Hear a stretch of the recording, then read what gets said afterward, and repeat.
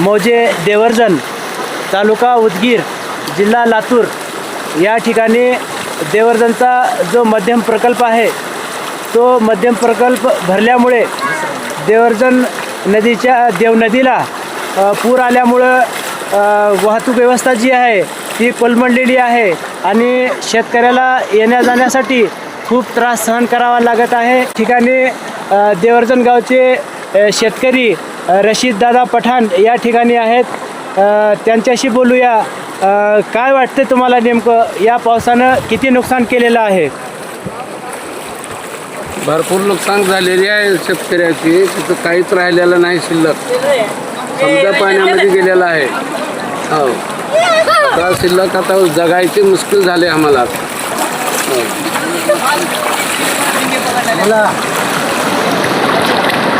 आणखीन हे नदीकाठचे शेतकरी आहेत.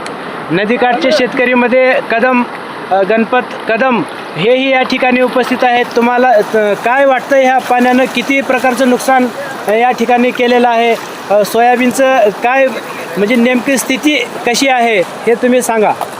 काय आता ह्याने का सांगणार आहे? पार वरून गुडघे इतक्या सोयाबीनच्या वरून पाणी गेल्यावर का राहते?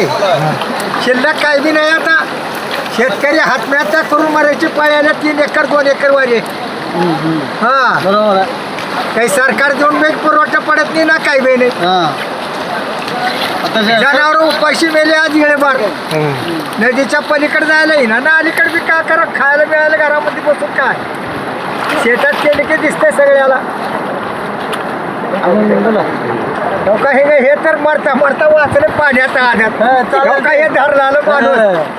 हा, उचलून आणावं लागलं, उचलून घ्याला. बघा बोलायला तरी येऊ राहिले का बघा काय.